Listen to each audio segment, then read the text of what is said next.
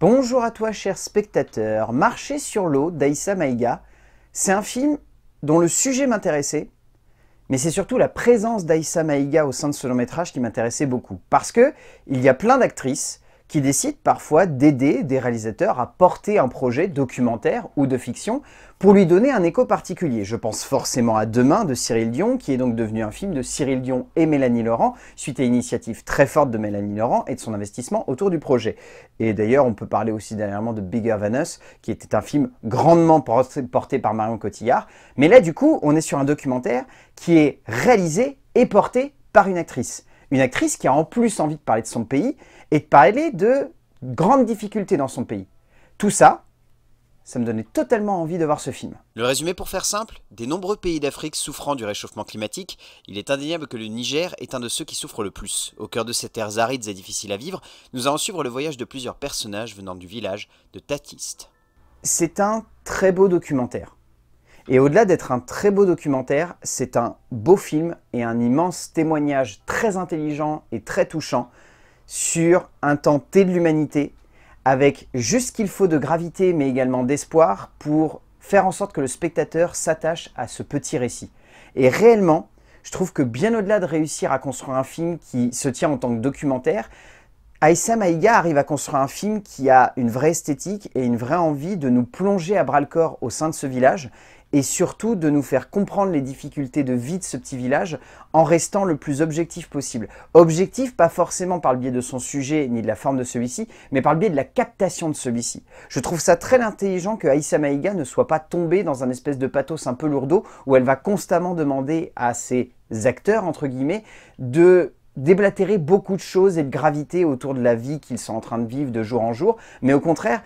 de laisser la vie prendre le pas sur l'image. Et cette intelligence de conception donne à ce documentaire une forme que je trouve très intelligente. Pas parfaite et assez convenue notamment en termes de dramaturgie, mais je trouve que dans sa globalité, dans la construction avec laquelle Aïssa Maïga porte son film, développe sa mise en scène, développe son écriture et construit son point de vue, il y a une vraie intelligence et surtout il y a une vraie maîtrise du genre que je trouve assez fascinante. Parce qu'Aïssa Maïga, il faut le rappeler, c'est une actrice, ça n'est pas une documentariste à la base, et pourtant, elle comprend des codes que beaucoup de documentaristes mettent très longtemps à réussir à cerner avant de proposer un film qui soit vraiment intelligent. Et là, c'est maîtrisé et c'est impressionnant. Clairement, le climat et le cinéma forment un mariage des plus étonnants depuis maintenant une petite dizaine d'années, porté par toute une volée de metteurs en scène et de créateurs, cherchant à questionner les spectateurs au cœur d'une époque dans laquelle il est évident que nos actes passés ont une incidence sur le futur. Aïssa Maïga est une jeune actrice très engagée qui prouve une nouvelle fois cet engagement en se lançant dans la création d'une œuvre extrêmement déterminée,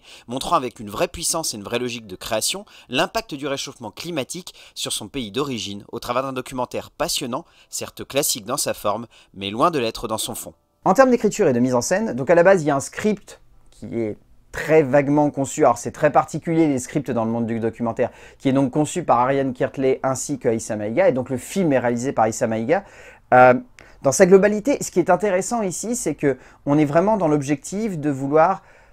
prendre un brin de vie et le retranscrire à l'écran. Donc vraiment, le travail d'écriture, on sent que c'est un travail d'écriture qui a été fait après que le documentaire a été tourné. Parce que le documentaire a été tourné sur une assez longue période, sur plusieurs mois, donc c'est quand même un documentaire qui va brasser beaucoup de temps de vie et beaucoup d'éléments très importants. Et ce que je trouve assez intéressant, c'est que on ne se perd pas au sein de ce documentaire. Parce que très facilement, les documentaires qui sont filmés sur des très longues périodes, la plupart du temps, ils ont du mal à synthétiser leurs propos et à mettre en forme correctement tout ce qu'ils ont envie de raconter finalement par le biais de ces personnages. Et ici, il se passe beaucoup de choses. On a des membres du village qui partent, parfois pendant très longtemps. On en a d'autres qui vont simplement aller chercher des pâturages pour réussir à s'occuper de leur bétail. On en a d'autres qui vont militer pour avoir un forage qui va leur permettre du coup d'avoir un puits et d'avoir de l'eau. Enfin, il y a plein de petits trucs comme ça qui font que réellement, en termes de dramaturgie et en termes de récit, le film va dans beaucoup de directions. Et pour autant, le fait qu'on ait que 3-4 réels gros points de vue au sein de ce film, par le biais d'habitants, par le biais de jeunes enfants, par le biais d'un professeur,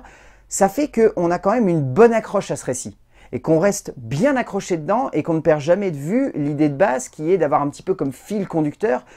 l'arrivée de ce forage qui est supposé réellement aider ce village et faire en sorte qu'ils aient de l'eau de manière un petit peu plus concrète et qu'ils ne soient pas complètement contraints de voir être uniquement à se soumettre à la volonté de la pluie. Et ce fil rouge garde vraiment le spectateur bien accroché, et le fait d'avoir ces petits récits au fur et à mesure qui se greffent à tout ça, ça rend le film très intéressant, et Aïssa Maïga, par la forme qu'elle donne à son récit, rend le tout encore plus impactant parce que elle se sert déjà très bien du scope qui est un format très particulier dans le monde du documentaire, mais qui ici fonctionne très très bien. Elle arrive à rester proche de ses personnages, tout en sachant comment prendre du recul pour les placer dans le contexte, dans un décor. Et ce décor, il est extraordinaire parce que ces étendues désertiques, elles sont aussi terrifiantes que tétanisantes, que claustrophobiques et en même temps que fascinantes. S'il est évident que dans son développement visuel et narratif, le documentaire de Maïga n'est pas toujours aussi lumineux que son point de vue sur son pays, il est également évident que ce documentaire possède un fond et une forme qui fonctionnent sur nous. Rapidement, on se sent touché par ce qui se met en place devant nous, ce qui porte cette œuvre, que ce soit par le fond, tout autant que par sa manière d'être mise en scène, d'être construit comme un immense voyage touchant et impactant, emportant avec lui sur son passage une narration explorant avec une grande justesse de nombreuses générations. Si l'on peut avoir l'impression que le film fait un peu trop, entre guillemets, mise en scène, on ne peut pas pour autant dire que l'œuvre est trop appuyée dans son développement, rappelant surtout que la puissance d'une image se juge aussi par les protagonistes en son centre, qui pour le coup transpirent une vérité confondante. En termes de témoignages, je trouve le film très intéressant parce que les différents protagonistes au sein de ce film sont tous très attachants et ont tous un regard très particulier sur ce que leur village doit faire pour réussir à avancer. Il y a des points de vue sur la place très forte des femmes au sein de ce village, d'autres sur le fait que ce sont les enfants qui vont souffrir de la conséquence de l'actualité.